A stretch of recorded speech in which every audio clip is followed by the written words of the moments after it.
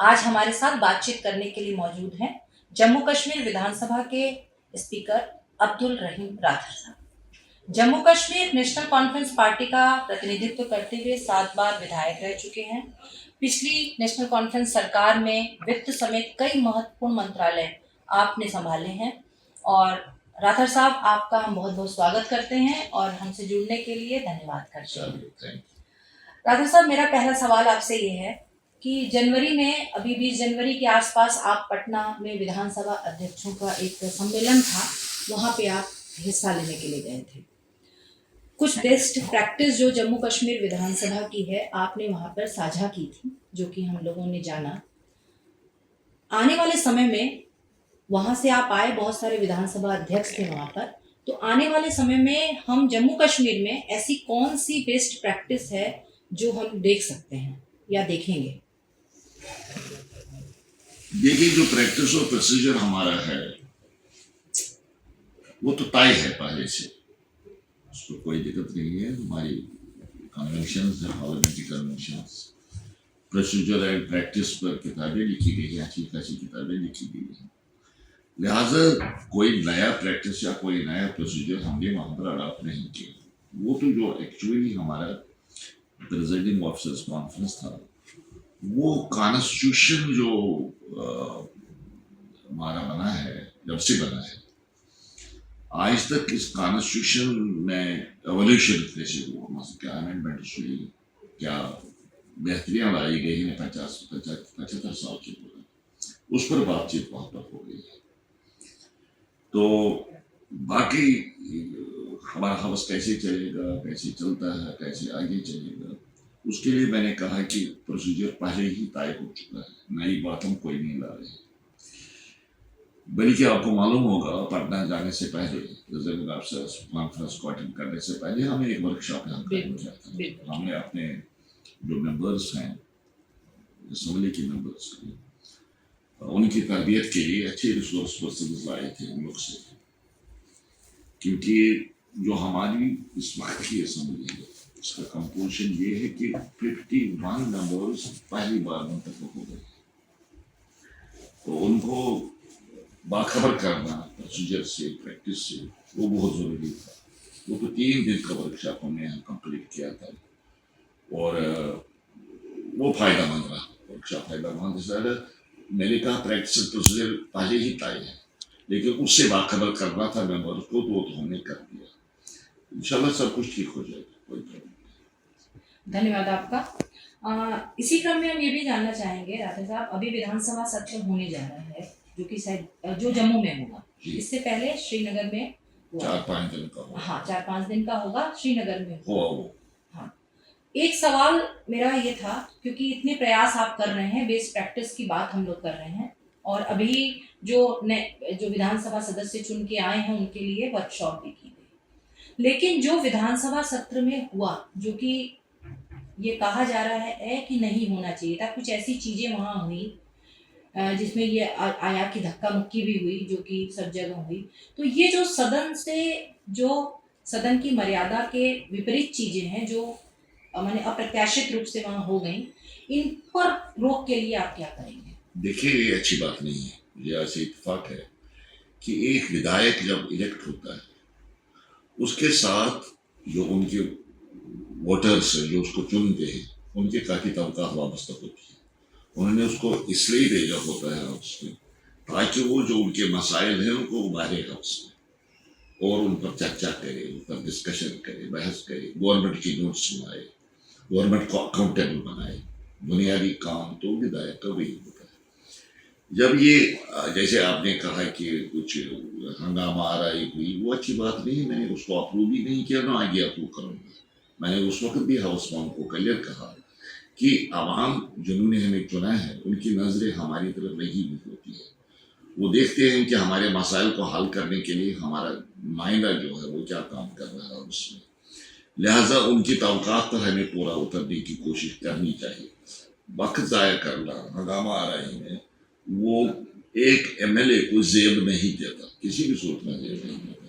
तो मैं इन चीज़ों को डिस्करेज करूँगा आगे भी, और अपने जो हमारे विधायक हैं उनको समझाने की कोशिश करूँगा कि उनका जो बुनियादी काम है उस काम की तरफ वो खास तवज्जो देगा। हमारा ऐसे कुछ नहीं होता, शोरगुल करने से कुछ नहीं निकलने वाला। यानी मकसद दुनिया का ये है कि एडमिनिस्ट्रेशन को अकाउंटेबल बनाना है और लोगों के मसाइल का हल ढूंढना है।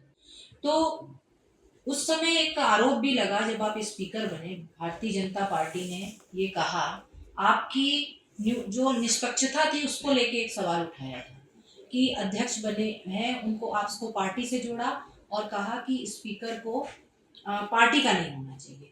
आपने हालांकि अभी ये कहा कि मैं स्पीकर जो है वो राजनीतिक व्यक्ति नहीं होता, वो निष्पक्ष रूप से काम करता है, लेकिन जो भारतीय जनता पार्टी के आरोप हैं उसको लेके आप क्या कहेंगे? देखिए, मैं बताता हूँ, ये आज ही मैंने आपसे नहीं कहा कि मैं आपको पॉलिटिक्स, जब मैं इलेक्ट हुआ और यूनानिमसली इलेक्ट हुआ, मुझे इलेक्ट करने में भारतीय जनता पार्टी भी थी, यूनानिमस था, उन्होंने कोई कैंडिडेट मेरे खिलाफ खड़ा नहीं किया।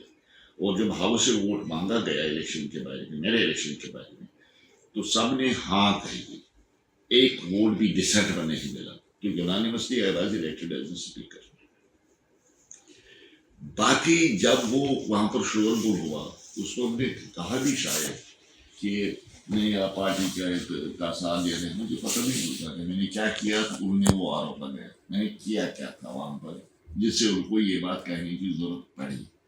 हालांकि मैंने उनको कह दिया उस वक्त कि अगर आपको भरोसा नहीं रहा तो उसका तरीका है कि आप मुझे मेरे खिलाफ बाद में इत्मीनान कर सकते हैं, मगर पहले तो वजह बतानी चाहिए कि हुआ क्या ऐसा कि 4 दिन पहले जब मैं इलेक्ट हुआ आपका वोट साफ था और 4 दिन बाद आप ये आरोप लगा रहे हैं कि आप पार्टी के हैं। पार्टी का कोई ऐसी बात नहीं थी, मैंने कोई ऐसी बात नहीं, क्या था इल्जाम का आप बताइए मुझे। उनकी जो शिकायत राठौर साहब आई सामने, जो उनके आरोप आए, उन्होंने 370 वाली बात पे ही खाली आरोप लगाया है कि जो रिजोल्यूशन रखा गया और जो पहले से तय एजेंडा था उसमें 370 की बात नहीं थी, प्रस्ताव की कोई रिजोल्यूशन लाने की बात नहीं थी, तो इसको लेके उन्होंने आरोप लगाया और इसी को लेके वो सड़क पर बैठे। नहीं तो रेजोल्यूशन तो मानी नहीं लाया ना, रेजोल्यूशन एक ऑनरेबल मेंबर ने लाया और रेजोल्यूशन पर फैसला तो हाउस को लेना है, स्पीकर को नहीं लेना होता है। जब आप रेजोल्यूशन पर डिस्कशन करेंगे फिर उस पर वोट लेना होता है। हालांकि मैंने सब मेंबरों को कहा ये रेजोल्यूशन आया, आप इस पर बोलिए क्या बोलना है।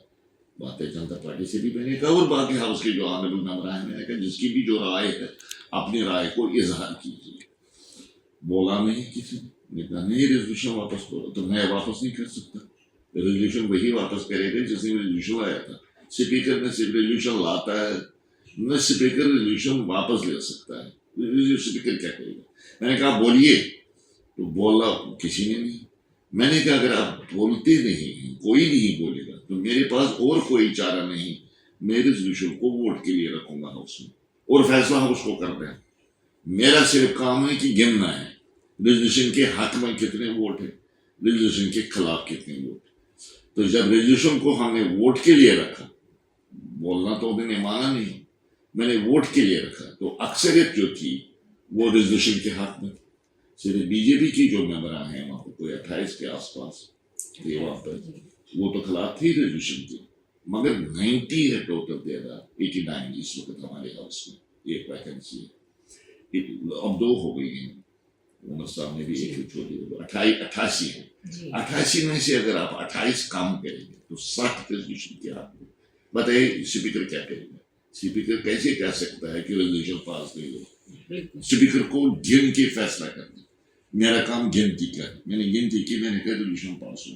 आप मुझे बताइए इसमें फेवर करने की कहां से बात आई?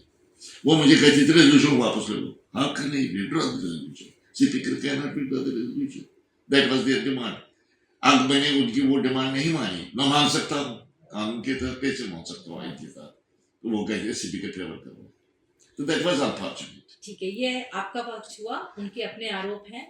आपने एक लंबा वक्त इस प्रदेश की, केंद्र शासित प्रदेश की इस राजनीति को दिया है और दे रहे हैं। राज्य को भी देखा, केंद्र शासित प्रदेश में भी जो शासन है देखा, फिर से एक लोकप्रिय सरकार आई, जनता ने भेजा, उसको भी देख रहे हैं। 370 के पहले के हालात भी देखे और 370 हट गया उसकी हालात भी आप देख रहे हैं।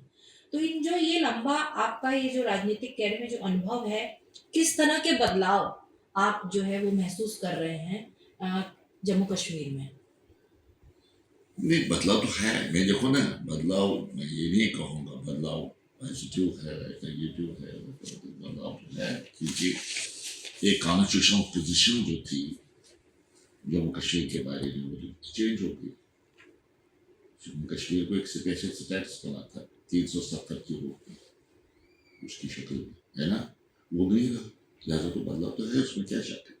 हमारे जो पावर्स थे वो कम हो गए, उसमें कोई शक नहीं। वो दूसरी बात मैं आपको कह रहा हूँ। तीसरी बात कि यहाँ पर कोई रिप्रेजेंटेटिव गवर्नमेंट नहीं। देखिए, डेमोक्रेसी में रिप्रेजेंटेटिव गवर्नमेंट को होना बहुत जरूरी है, तभी तो हम इसको हम कह सकते हैं कि पार्लियामेंट्री डेमोक्रेसी है। लोगों का इसके साथ साथ है, वो था नहीं पिछले कई वर्षों से। हम विदाउट असेंबली थे। असेंबली का इलेक्शन अब होगा, मेरे पहले, उससे पहले हम असेंबली के बगैर थे। और लोगों को जो रसाई होती है अपने नुमाइंदे के पास, वो रसाई थी नहीं। उनका कोई चुना हुआ नुमाइंदा नहीं था कि वो अपनी बात कहते, तो उनको डिपेंड करना पड़ता था ब्यूरोक्रेट्स पे, सरकारी ऑफिसर्स पे। जाहिर है कि सरकारी ऑफिसर जो है वो तसल्ली नहीं दे सकते हैं काम आदमी को। एक आदमी की मुसीबत को सुन नहीं सकती है ठीक तरह से, क्योंकि जो नुमाइंदा आवाम का होता है वही लोगों की नब्ज देख सकता है, लोगों के तकालीफ को जान सकता है, लोगों के तकालीफ को पेश कर सकता है और सुन सकता है, सुनने की ताकत रखता है जो नुमाइंदा होता है। क्योंकि उसको पता है कि वो लोगों के सामने आंसर है उनको, क्योंकि 4-5 साल के बाद उसको फिर लोगों के पास जाना पड़ता है, तो अकाउंटेबिलिटी है उसको। लिहाजा नुमाइंदा जब इलेक्टेड हो तब तो सूरत एक होती है, जब नुमाइंदा ही नहीं हो तो एक वैक्यूम था यहाँ पर। तो वो अब चलो धीरे धीरे वो वैक्यूम तो फिल हो रहा है। अब लोगों को तलब सुनवाई हो रही है। अब आप देखिए आज सेक्रेटरी को लोगों का आना जाना पड़ गया, कुदरती बात, नुमाइंदे के पास आना जाना पड़ गया। नुमाइंदे उनकी बात को लाते हैं, गवर्नमेंट के पास लाते हैं, हर एक के पास जाते हैं और उनके मसाइल का हल ढूंढते हैं। ये तो बड़ा चेंज हो गया अब इसके इलेक्शन के बाद। बाकी पुरानी जो बात थी वो बेहतर थी, इससे बेहतर थी। वो अब रही नहीं, वो तो अलग बात है, उसको आपको जमीयत को तस्लीम करना पड़ेगा। इसी से जुड़ा एक सवाल है कि विधान परिषद भी जब ये लागू हुआ तब ये विधान परिषद भी खत्म हो गई।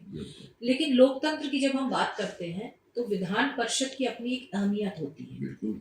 तो वो अहमियत क्या है और उसके न होने से उसका खामियाजा जो है वो हमको क्या? देखिए ना, एक दूसरा हाउस था ये। एक तो दूसरा हाउस जो होता है नीचे, जो हम कवानीन वगैरह बनाते हैं, जो अपर हाउस में फिर जाते हैं, विधान परिषद जिसको आप कहते हैं, तो दूसरी बार वो देखते हैं इन कवानीन को, एक तरह से फिल्टर करते हैं। हाँ, फिल्टर करते हैं। उसमें इंप्रूवमेंट भी ला सकते हैं, उसमें अमेंडमेंट भी कर सकते हैं, उसमें जो भी वो कार्रवाई करना चाहें वो कर सकती हैं। तो वो है नहीं इस वक्त, अपर हाउस तो रहा नहीं है। दूसरी बात है कि वहां पर भी लोगों के नुमाइंदे होते हैं। ठीक है, वो इनडायरेक्टली इलेक्ट होते हैं, उसमें कोई शक नहीं। असेंबली के मेंबरों को इलेक्ट करते हैं, गवर्नर साहब कुछ लोगों को नॉमिनेट करते हैं, मगर हैं वो लोगों के नुमाइंदे ही। तो वहां पर भी लोगों की बात होती है। वो फोरम तो अब रहा नहीं, लिहाजा वो कमी हमें देखने को मिल रही है। तो इसलिए खास जो विधान परिषद उस वक्त जो खत्म किया गया है, मैं खैर असेंबली भी खत्म हो गई थी, विधान परिषद भी उसी के साथ गया। देखिए आगे क्या होता है। तो अभी आपने हालांकि कहा शुरुआत में ही कि जो हमारी बेस्ट प्रैक्टिस है या हमारा जो कुछ भी पहले से तय है उसी अनुसार चीजें चल रही हैं। तो क्या इन 8 सालों का जो एक लंबा अंतराल रहा है, गैप रहा है, जो वैक्यूम जिसकी आप बात कर रहे थे, तो क्या इस वैक्यूम में जब हम विधानसभा में बैठते हैं और सदन की जब कार्रवाई, तो किसी तरह की कोई कमी या किसी तरह का कोई आपको लगता है कोई बदलाव महसूस करते हैं आप एज ए स्पीकर जब आप बैठते हैं तो इन 8 सालों के बाद? जब यहाँ पर 8 सालों के बाद लोगों को अपनी नुमाइंदगी मिली, ये बहुत बड़ी बात है। रिप्रेजेंटेटिव उनकी आवाज यहाँ तक पहुँच गई और यहाँ तक उनकी आवाज बनकर ये जो हमारे नुमाइंदे हैं यहाँ बात करेंगे। अभी बजट सेशन आ रहा है, श्रीनगर का मुख्तसर था, वहाँ पर गवर्नर साहब ने एड्रेस किया, उसी पर बात हुई 2-3 दिन, 2-4 दिन।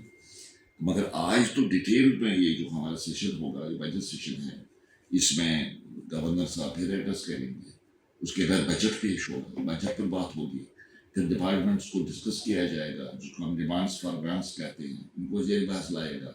जाहिर बात है कि लोगों की बात को यहाँ पर ठीक तरह से पेश किया जाएगा, तो जरूर लोगों को आराम मिलेगा, उसमें कोई शक नहीं।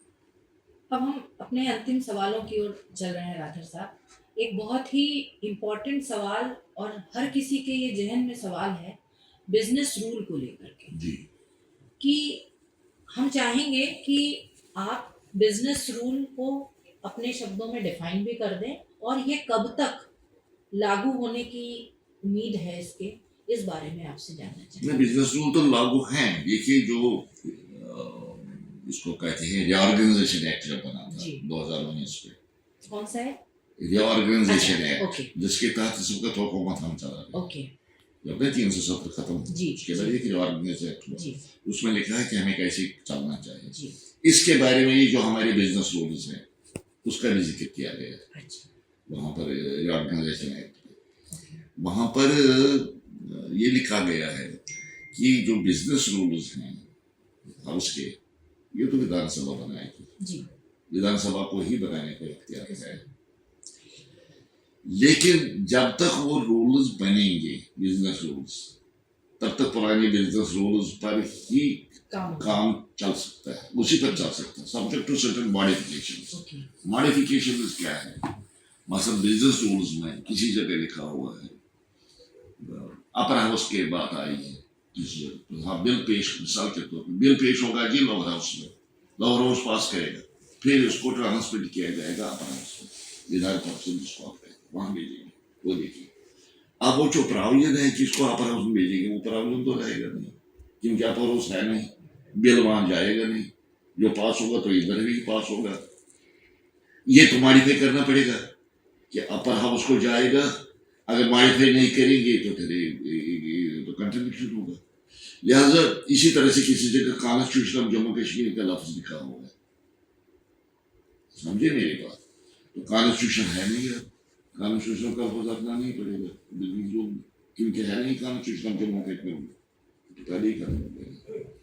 दो बातें, इसी तरह से कुछ अल्फाज ऐसे हैं जो मॉडिफाई करना पड़ेगा, वो मॉडिफिकेशन होगा, छोटी मोटी मॉडिफिकेशन, मगर नए बिजनेस रूल जब तक बनेंगे तब तक हमें इख्तियार मिला हुआ है रिऑर्गेनाइजेशन एक्ट के तहत, हम पुराने रूल्स के मुताबिक ही काम चला सकते हैं।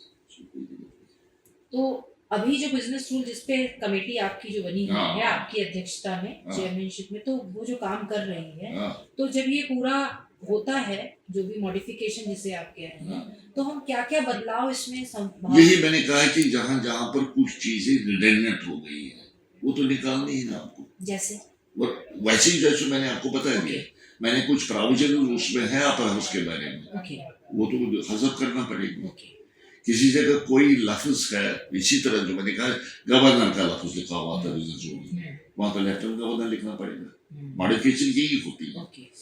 तो इसलिए ये कुछ चीजें, कुछ टर्म्स जो हैं जिनकी अब कोई रेलेवेंस नहीं रही, नए हालात वो तो रखना नहीं पड़ेंगे आपको, वो तो निकालना पड़ेंगे उसमें से, ये छोटी मोटी मॉडिफिकेशन करना पड़ेगा। तो क्या उसके बाद जो रूल्स की बनाने की बात है वो तो बाद में बात आएगी, रूल्स बनाएगा काम, लेकिन सेक्शन से पहले ये मॉडिफिकेशन तो करना पड़ेगा, सेक्शन करने से पहले ये तो करना पड़ेगा। तो क्या इससे सरकार के अधिकारों में, लेफ्टिनेंट गवर्नर के अधिकारों में किसी तरह का कोई बदलाव होगा जो बिजनेस रूल में मॉडिफिकेशन हो रहा है, या बहुत ही नॉमिनल सी चीजें होंगी? नॉमिनल सी चीजें होंगी, कुछ मॉडिफिकेशन छोटी मोटी बातें होंगी जो हम ठीक करना पड़ेगा पहले जी, इसको सत्र से, बजट सत्र से पहले, करना पड़ेगा। बाकी रूल्स दोबारा बनाने की जहाँ तक बात है, अमेंडमेंट की बात है, वो तो लंबा एक्सरसाइज है, वो तो हाउस ही को फायदे नहीं करना है। जैसे ये जो हमारी रूल्स कमेटी है, यही एक्चुअली राठर साहब कंफ्यूजन जो हो रहा है, बार बार ये बात आ रही है कि बिजनेस रूल लागू होंगे। अभी आपकी बात से दो चीजें मुझे क्लियर हो रही हैं, यदि कहीं हम ना क्लियर हो तो आप मुझे बताइएगा भी, कि बिजनेस रूल जो अभी तक व्यवस्था में है उसी में मॉडिफिकेशन की बात कर रहे हैं। नया बिजनेस रूल अभी फिलहाल नहीं आ रहा है, टोटली अपॉइंटमेंट की ओवरहॉलिंग होगी, वो इन दिनों में नहीं होगी। वो इन दिनों बजट सत्र से पहले कुछ मॉडिफिकेशन वो रिओर्गनाइजेशन एक्ट हमें इख्तियार देता है, यानी सेक्शन 46 है इसका रिओर्गनाइजेशन एक्ट का, उसमें यही लिखा है इस रूल्स के बारे में। रूल्स बनाएगी असेंबली, वो बनाने का इख्तियार है असेंबली को, लेकिन जब तक वो बात बनेगी तब तक हम, यानी उसका क्लास 2 है सेक्शन 46 का, उसमें लिखा हुआ है जब तक वो बनेगा तब तक पुराने रूल चलेंगे, subject to certain modifications and adaptation. वो जो मॉडिफिकेशन एडेप्टेशन जो है वो हम करेंगे, वो करना ही करना है। ओवरहॉलिंग बाद अभी तक पूरे रूल्स को दोबारा ओवरहॉल करके पेश करना वो इन दिनों की बात नहीं है, वो तो लंबा एक्सरसाइज है। लगभग कितना समय इसमें लगेगा? वो तो बड़ी बात है, लंबी बात है, वो नहीं हम करने जा रहे, बल्कि मैंने प्रेस में भी देखा कुछ स्टेटमेंट्स आए, देखो जी उन्होंने बिट्रेयल किया, रूल्स चेंज हो गए, ना रूल्स चेंज हो गए, ना मॉडिफिकेशन अभी हुई, कुछ नहीं हुआ है अभी तक, कुछ नहीं हुआ, लेकिन पॉलिटिशियंस के स्टेटमेंट्स आने शुरू हो गए। और बदकिस्मत ये है, अगर हम रूल्स अमेंड करेंगे, अब 2 स्टेटमेंट्स मैंने पढ़े 2 MLAs की, देखो जी बिट्रेयल, ये तो रूल्स अगर हम चेंज करेंगे तो हाउस में ही आएगा, जब आएगा तो वहां बात करो, अभी ना कुछ आया है कहीं से, it is figment of imagination. और समझे मेरी बात, बस हवा में बातें उड़ाने वाली बातें और पॉलिटिक्स करने की बात है, इसमें पॉलिटिक्स करने की कोई जरूरत नहीं। हमने कोई रूल अमेंड नहीं किया, अभी मॉडिफिकेशन भी नहीं किए, जो हमें करनी ही करनी है, जो करनी ही करनी है, जहां पर मॉडिफिकेशन थोड़ी बहुत करनी है, मतलब यही गवर्नर का नाम लेफ्टिनेंट गवर्नर बनाना, तो इसमें किसको क्या तकलीफ होनी चाहिए, वो तो हकीकत है ना। कॉन्स्टिट्यूशन जम्मू कश्मीर किसी जगह लिखा हुआ है, मतलब एक हमारे बिजनेस रूल में इसमें लिखा हुआ है कि कॉन्स्टिट्यूशन किस तरह हम अमेंड करेंगे, मिसाल की कॉन्स्टिट्यूशन को हम किस तरह अमेंड करेंगे, ये रूल्स में बात लिखी हुई है। अब कॉन्स्टिट्यूशन नहीं है तो मैं अमेंड क्या करूं, वो प्रावधान क्यों रखो रूल्स में, जब आपका कॉन्स्टिट्यूशन ही नहीं तो कॉन्स्टिट्यूशन को अमेंड करने का प्रोसीजर क्यों रखना है रूल्स में, मुझे बताइए। यही आपके अनुसार चेंज, आप समझे मेरी बात, जो चीजें रिडंडेंट हो गई है तो कोई मकसद ही नहीं, या अपर हाउस की बात की हुई, बिल पास होगा जो लोअर हाउस में, उसको अपर हाउस में भेज देंगे, विधान परिषद में लेजिस्लेटिव काउंसिल जिसको कहते हैं वहां भेजें, तो लेजिस्लेटिव काउंसिल ही नहीं है, तो मैं क्या यहाँ बिल पास करके कहाँ भेजूं, तो उस प्रावधान को क्यों रखो रूल्स में, मुझे बताइए वो क्यों रखना है जब है नहीं आपका अपर हाउस। तो इसलिए ये बातें जो है प्रोपेगेंडा की बातें होती है ना, पॉलिटिक्स करने की बातें होती है, वो हकीकत नहीं है। कोई रूल्स नहीं बने नए, कोई अमेंडमेंट रूल्स का भी नहीं हो गया है, लेकिन रिओर्गनाइजेशन एक्ट के तहत जो मॉडिफिकेशन करने का हमें इख्तियार मिला है उस पर हम काम कर रहे हैं। बहुत बहुत धन्यवाद राठौर साहब आपका।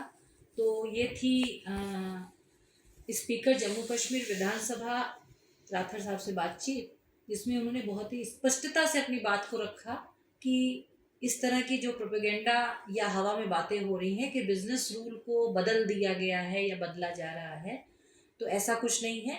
कुछ चीज़ें जो प्रावधान उसमें एग्जिस्ट अब नहीं करते, समय के साथ प्रासंगिक नहीं है, उनको मॉडिफिकेशन करने की बात हो रही है। हाँ, ओवरहॉलिंग की बात होगी, लेकिन फिलहाल ऐसा कुछ नहीं है। ओवरहॉलिंग जब होगी तो वो सदन में आएगा, रखा जाएगा सदन पटल पर, और तब उस पर बात होगी। तो आप इसको देखिए और राठौर साहब क्या कह रहे हैं इसको जानिए। बहुत बहुत धन्यवाद साहब। Thank you. अमर उजाला जीवांजलि के सारथी की मदद लें और महाकुंभ में स्नान जरूर करें।